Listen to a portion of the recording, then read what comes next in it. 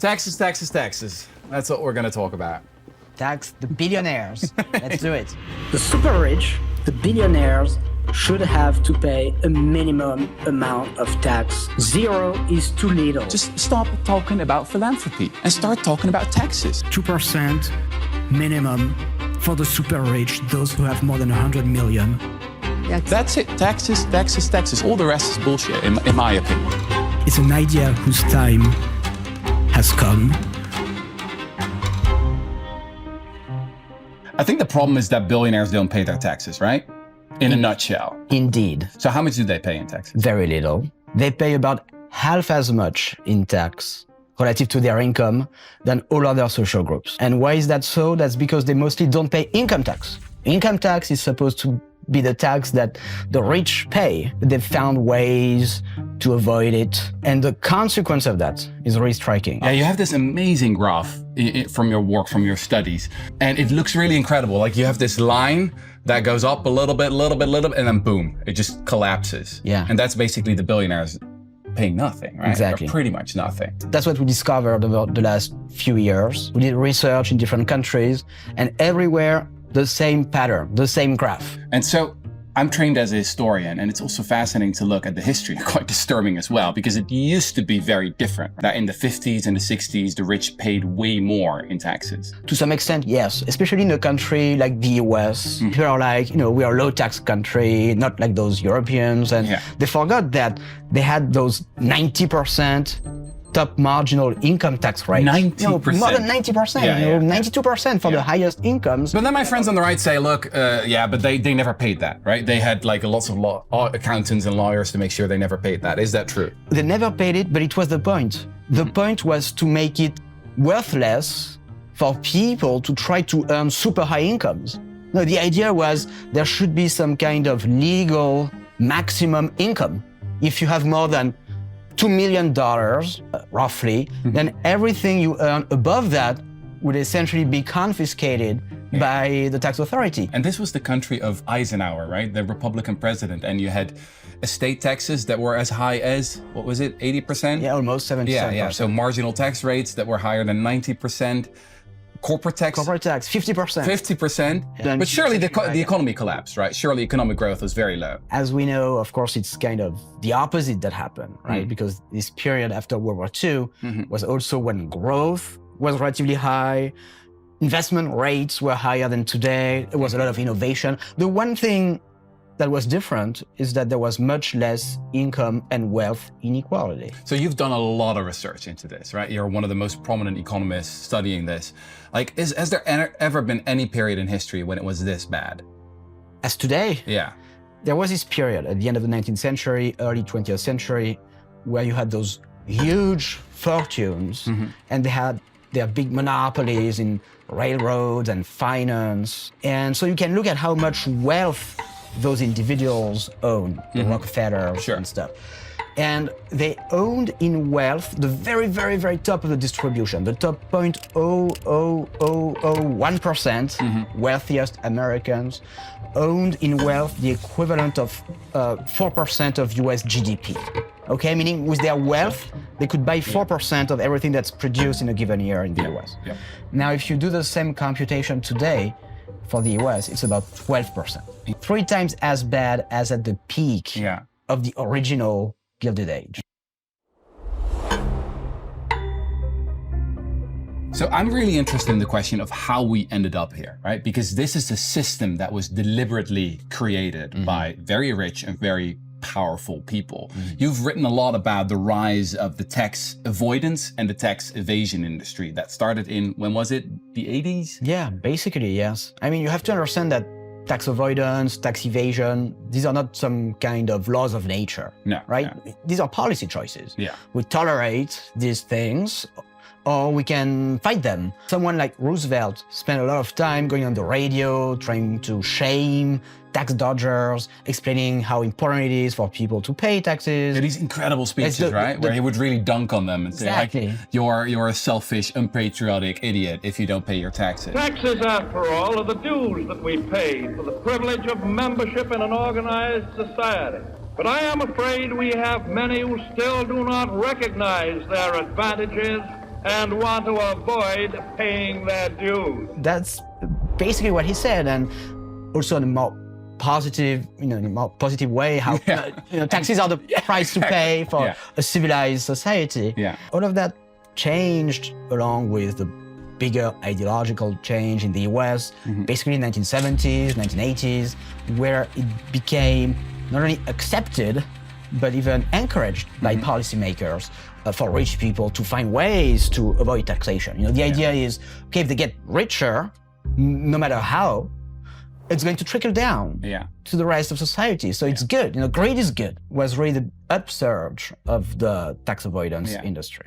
Now, what I think is interesting is that in another life, you could have been at a hedge fund or something like that. Like with your skill set, you're really good with numbers, with spreadsheets, you and your colleagues, JP Morgan maybe. But instead, you decided to do something way more interesting because it's not just a super complicated technical challenge, right? It's very intellectually demanding.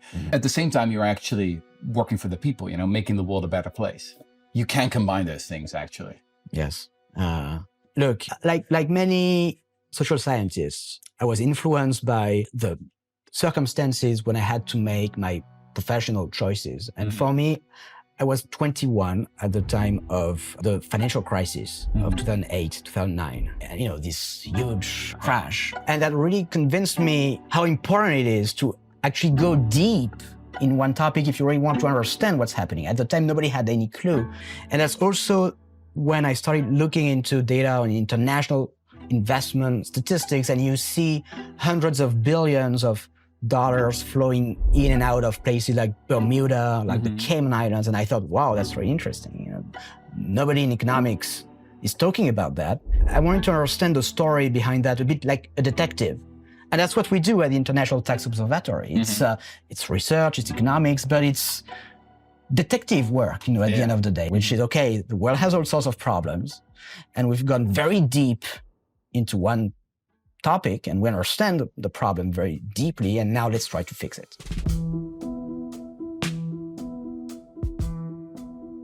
So there is really nothing new about this, right? It's only about making the system work as it is supposed to work. Because I thought that was really interesting, is that if you look at polling, the vast majority of people basically already agree with us, right? It's like country after country after country. More than 80% of people say they want higher taxes on the rich.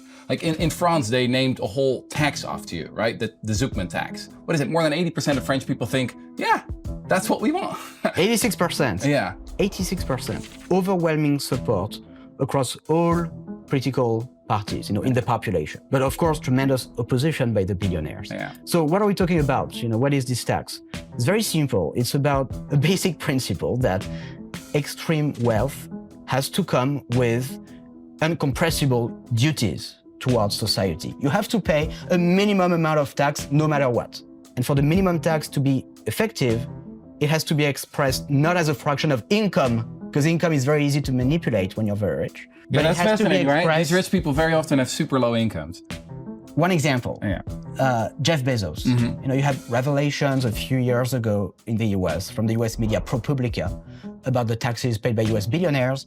And you saw in some years people like Jeff Bezos, like Elon Musk, reporting very little income or sometimes zero or negative income, and so paying no income tax. In 1 year, Bezos said, look, I'm so poor that I'm going to claim family benefits. No kidding. And he received family benefits. Jeff Bezos got family benefits because he's so poor? Because he said, look, I have such a tiny income, and there's nothing illegal in there. That's the way the system works. But the system doesn't work to tax the super rich. The income tax is just not the right tool. That's why you need a minimum that's expressed not as a fraction of income, but as a fraction of wealth. Hence the proposal I've been working on for a couple of years for 2% of wealth minimum tax on the super rich. So what it means is that if you're rich and you already pay a decent amount of tax, good, you're not affected. But if you've found ways to dodge taxes and you pay very little today, then you would have to pay extra to reach this threshold of 2%.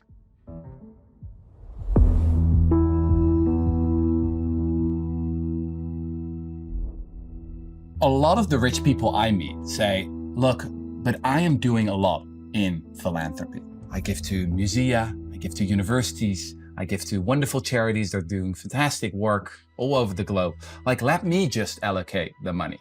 Then I looked into some of the numbers. You remember the Giving Pledge, right? Of Bill Gates and Warren Buffett saying, like, let's give at least 50% of our wealth before we die. Well, they recently looked at their Giving Pledge again, 15 years later. In those 15 years, the people who signed onto it actually became 280% richer. And only one couple actually fulfilled the pledge. 8 people died without fulfilling the pledge. If they would actually do it, perhaps it would be nice, but they don't really seem to be doing it. Yeah, they're not doing it. Their wealth keeps skyrocketing. But more fundamentally, even if they did it, I really don't think that philanthropy is a substitute for paying taxes. This type of argument is what the British aristocrats of the 19th century said. They said, oh, we're not paying any tax, but we're doing all sorts of philanthropy. That's not democracy. No. That's not how we've built our social states. Yeah. The way we do things, which I think is a big progress relative to the 19th century, is that we pool resources together and we decide whether the money should go to education or to health or to infrastructure. That's democracy. The rich guys deciding for themselves where their money should go. Yeah. That's something else. And what I hear a lot from my friends on the other side of the political spectrum is they say, Rutger, this all sounds very nice, but you can't do this. If you tax the wealthy, they'll just go. I mean, the working class, they can't buy a ticket to Dubai, right? They can't afford that. But the rich, they'll just go to Dubai. What's your answer to that? Well, they'll go to Dubai if they have tax incentives to go to Dubai. If you let them go, if you say, well, as soon as you've left, then you don't have tax to pay anymore. But that's a choice, right? So for instance, in the US, they have this system of citizenship-based taxation, meaning if you are a US citizen, you have to pay taxes in the US no matter where you live. What other countries do is the opposite extreme in some sense, is you've spent all your life, let's say in the Netherlands or in France, you've become a billionaire, and now if you move to Dubai, your country immediately stops taxing you. Yeah. And what's important to understand is that we could make other choices. So for instance, the Netherlands could say, we're going to keep taxing wealthy people who have lived for a long time in the Netherlands and now they choose to move to a tax haven. Fine, that's their right, but we will keep taxing them for 5 or 10 or 15 years. Perhaps not until they die, like in the US case, but the idea of we're going to immediately stop taxing them, that's really hard to justify. And so you look at this as kind of a financial plumber. You're like, this is just a technical issue, right? It's very doable. It's a matter of political will. There is this view that with globalization, with modern technology, it's becoming possible to tax the wealthy, that we have to accept that there is a separate law for the super rich, more lenient, that they can live outside of society, and that we are powerless to do anything about that. Hence, we should talk about other issues, but there's nothing that can be done here. That view is profoundly wrong. One striking example is what's happening in California these days. I don't know if you followed that. So California is likely going to have a ballot initiative, a referendum, in November on a one-off 5% billionaire tax. Okay, one-time tax of 5% on the wealth of Californian billionaires. And the way it's been written is that if you are a California resident as of January 1st of 2026, you have to pay the tax. So you just can't avoid it. Moving outside of California is not possible. It's too late, right? And yet you have like thousands of articles everywhere saying, oh, billionaires are going to move and they're already leaving. Silicon Valley's wealthiest residents are once again threatening to leave California, this time over a proposed state wealth tax. Those who are opposed to it say it will send wealthy people fleeing to other states to avoid paying the tax. It's like the Democrats are doing everything they can to get me to leave the state. It just doesn't make any sense. There's no point. If you move, you still have to pay the tax in California. It's too late. So that's just one example of the type of disinformation that you get on these issues, where a lot of the private media is owned by billionaires, which is a very real problem. And we need to fight back. So what I really love about this moment where we are right now is that there is the beginning of an international global tax fairness movement, and we are starting to win, actually. This is a great time, isn't it, to join the movement, because I think then the years that are ahead of us are potentially going to be quite exciting. And it is because of people like you who have been fighting the good fight that we're now in a better position than we were. Yes, I agree. There's been a little bit of progress and much more to come. So, for instance, 15 years ago, there was a complete bank secrecy in places like Switzerland, like the Cayman Islands. It was really easy for the super rich to hide their assets and to evade taxes. Under what circumstances would you be obligated to cooperate with an FBI or a U.S. Justice Department investigation, for example? Ça dépend. Ça dépend? Oui. Ça dépend on what exactly? Whether America plans to invade Switzerland in the coming months. For decades, people had been saying, we just can't do anything. You know, if Switzerland wants to have very strict bank secrecy laws, that's just a given. It's never going to change.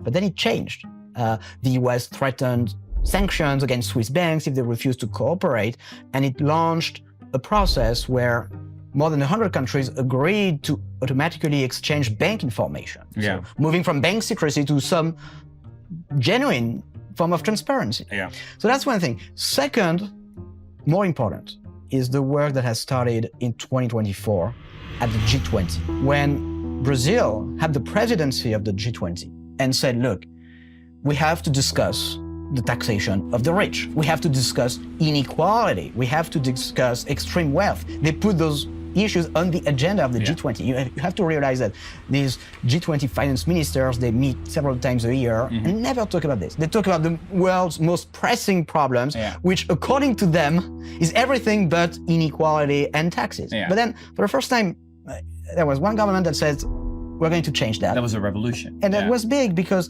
it started a discussion in ministries of finance all over the world.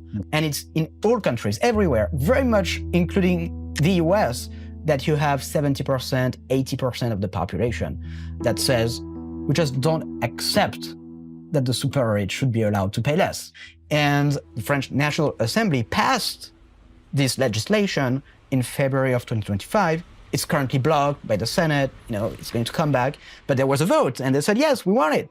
But even though there is so much support in the population, it's going to take years. I think the closest precedent is what happened with the creation of the income tax. The income tax was a big international movement at the end of the 19th century, early 20th century, where in different countries, people started talking about doing things differently. For centuries, all taxation had been based on consumption taxes, indirect taxes. The rich didn't pay tax. It was all, taxing salt, for instance, goods, not income. And all of a sudden they had this idea of, let's try income, let's tax the income of the rich, let's tax it in a progressive manner where you have higher rates for those who have higher incomes. And the wealthy of the time, they fought like crazy. And they predicted all sorts of catastrophes. It's actually very funny to read the type of arguments they were making at the time, because it's very much the same. It was always about, if we do it, we're going to be less competitive. Competition at the time was about colonial expansion. It was really that they had in mind, like, we'll be less able to, invade, Africa. We are going to be less entrepreneurial. People are going to be discouraged if you tax them, their income, 3%, 4%. It's the same bullshit bingo as ever. The same, exactly. And it took time for democracy to prevail, but the big lesson from history is that actually democratic forces prevailed over those oligarchic forces. And the crucial lesson, I think, is that those democratic forces, they're not forces of history. There are always people behind that, small groups of really committed, very driven, talented people who are willing to give it everything.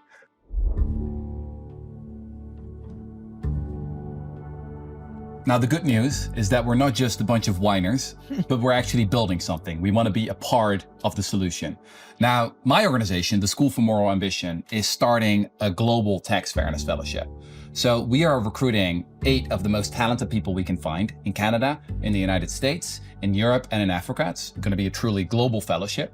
And they'll be working on this cause. So we need like some of the best marketeers and campaigners, some of the best lobbyists, and people who are able to build the right coalitions, right? Because we need as many people as possible to advocate for this right now. And I'm so excited to be teaming up with you. And you're going to be one of the teachers, basically, right? Can I say that? At the School for More Ambition, teaching these people who want to join the fight as well. Yeah, I'm very excited too. We need more good people, talented, hardworking on our side. They have these armies of accountants, of lawyers, and we have the researchers, we have the knowledge, we have the ideas, but we need more people on our side, especially people who can help us craft in a very concrete manner the tax laws of the future, the international economic agreements of the future. And we need a global tax system that works for everybody and not just for the wealthy of the global north. And that's a lot of the work that we do at our tax observatory. And what I would stress is that even with those much smaller resources, we've already been able to do a lot, right? Because you don't want to overestimate the power of money and the power of oligarchy that exists. These are very powerful forces. But what's even more powerful, in my view, is the power of ideas and the power of democratic forces. Someone said this to me recently, like, if you can achieve all your goals during your lifetime, you're probably not thinking big enough. So these things that you're talking about, like, I don't know, a global tax on billionaires, that sounds pretty big, doesn't it? I think that probably the defining challenge of the 21st century is going to be this battle between democracy and oligarchy. Of course, there are many tools, many policies that can help democracy win, but tax policy, taxation, historically has been the most effective, the most powerful tool. And I think it's likely to be the case in the 21st century.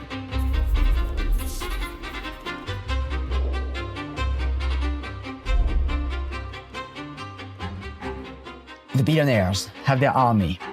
We are building ours. So apply right now.